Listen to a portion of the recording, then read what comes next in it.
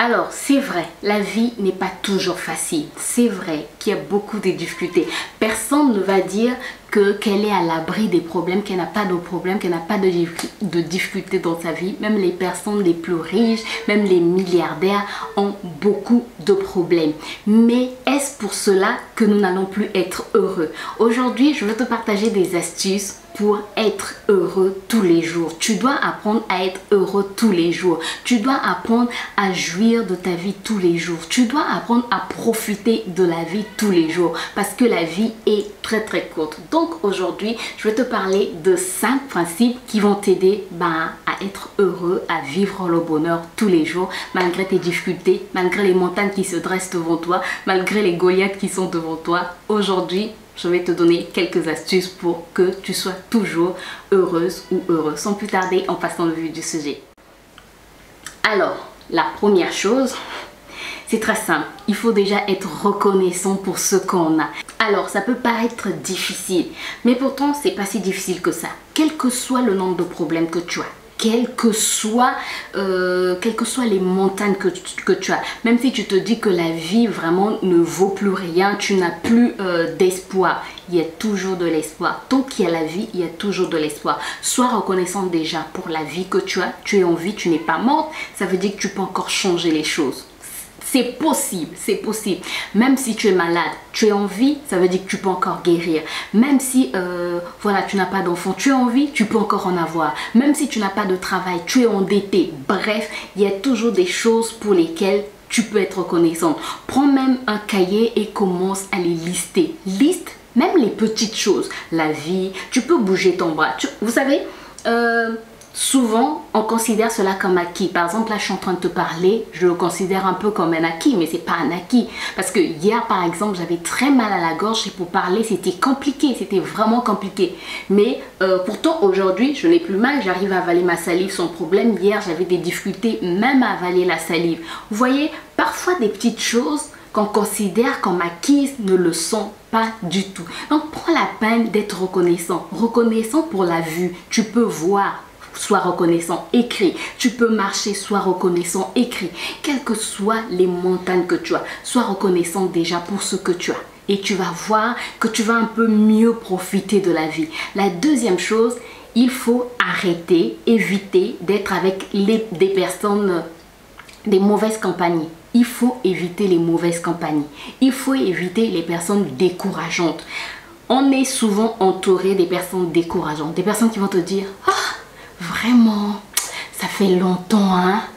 Ah, ça fait vraiment longtemps. Mais ton Dieu là, vraiment. » Parfois même la personne ne va pas te dire ton Dieu. Parfois la personne va dire « Ah, mais Dieu, vraiment, c'est pas gentil ce qu'il est en train de faire. Hein.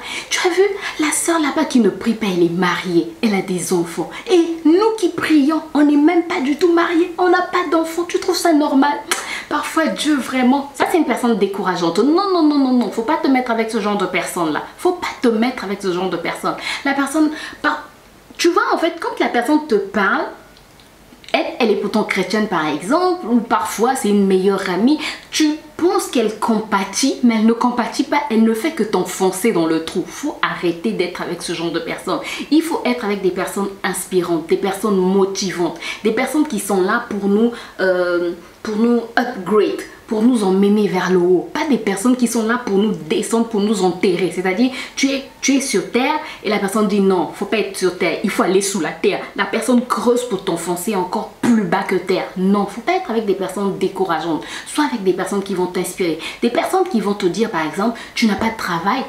On va continuer à envoyer les CV. C'est sûr, il y a une entreprise qui a besoin de toi. Ou encore, on n'a pas de travail. Qu'est-ce qu'on peut faire pour créer nous-mêmes une entreprise? Voilà, ce genre de personnes. Qu'est-ce qu'on peut faire? Est-ce qu'on ne peut pas ouvrir un petit salon de coiffure? Est-ce qu'on ne peut pas faire un petit commerce? Est-ce qu'on ne peut pas se lancer dans ci? Voilà, des personnes motivantes. Des personnes qui vont te dire, voilà, tu es endetté, mais est-ce qu'on ne peut pas revoir ton budget pour voir si on peut économiser même 1 euro ou 500 francs CFA? Bref, on va voir ce qu'on peut faire pour gagner un peu d'argent. Voilà, il faut être avec ce genre de personnes. Troisième chose, c'est même la première chose, je pense, c'est le premier point que j'allais développer.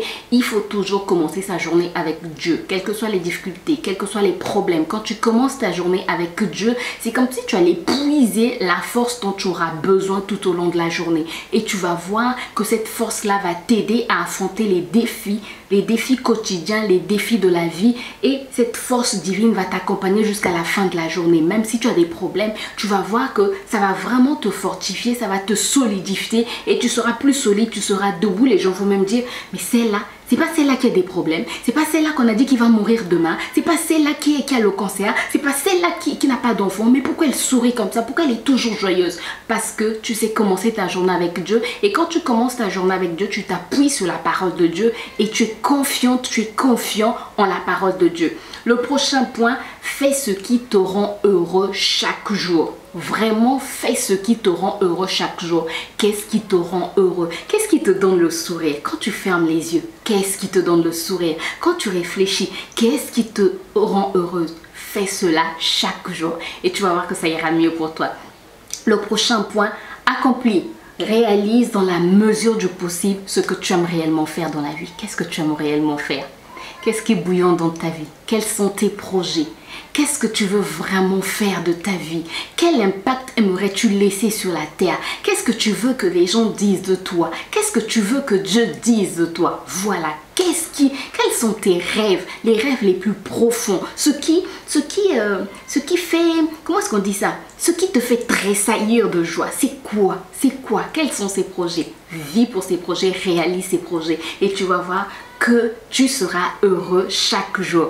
Et si tu veux être heureux, fais plus de choses qui te rendent heureuse. Voilà, j'espère en tout cas que cette vidéo t'a aidé. Si c'est le cas, n'hésite pas à me laisser des pouces en l'air. Et si tu n'es pas encore abonné, n'hésite pas à rejoindre la team, à t'abonner et à cliquer sur la cloche pour être informé toutes les fois que je poste de nouvelles vidéos. Moi, je te retrouve très bientôt pour de nouvelles aventures. D'ici là, porte-toi bien. Bye bye.